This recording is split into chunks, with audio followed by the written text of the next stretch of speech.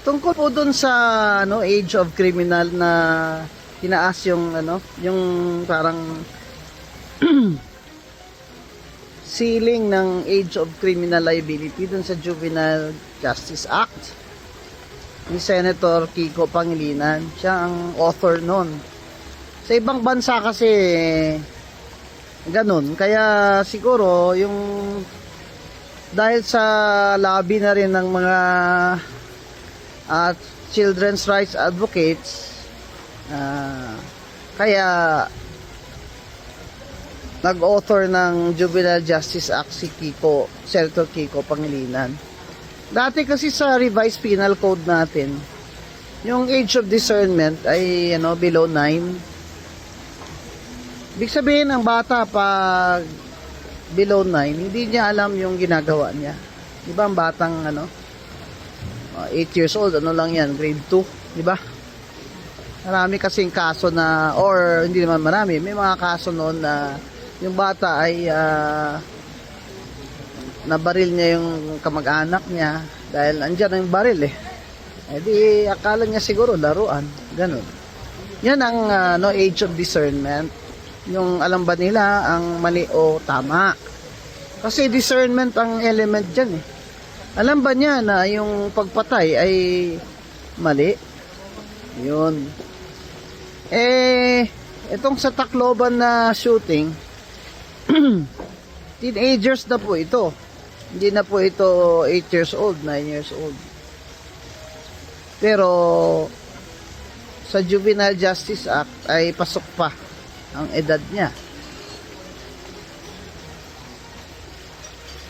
Well, obviously, alam nila na mali yun, yung barilin nila yung mga estudyante at kaklase nila. Obviously, mali yun. Di ba? Sa ganyang edad, alam na nila na mali yun. Hindi naman sila psychosocially challenge o wala po silang mental disorder o illness, ganun. So yung evident premeditation na element sa murder ay importanteng matukoy yun. Pero wala silang tinarget na papatayin, kundi na pag nandun na sila, mambabaril sila. Yan po ang conflict natin ngayon sa batas na ito sa Juvenile Justice Act, dahil sakit naman ho talaga sa dibdib niya. Makita mo yung ina at lola na umiiyak na baka daw hindi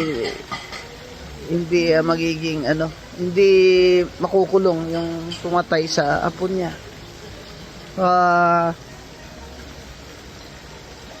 Sa Juvenile Justice Act po, talaga kung dapat hulihin nila yun ng mga pulis, at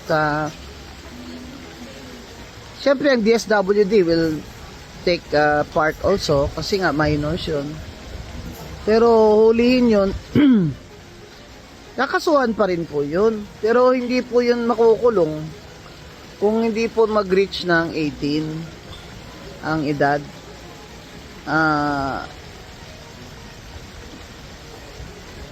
Iyon ho ang conflict ng marami sa Juvenile Justice Act ni Senator Kiko Pangilinan. Siguro aralin natin muli itong batas na ito.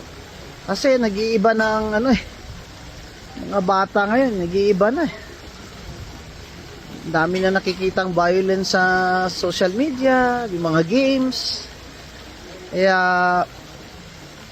nakikiramay po ako sa mga namatayan sa school shooting.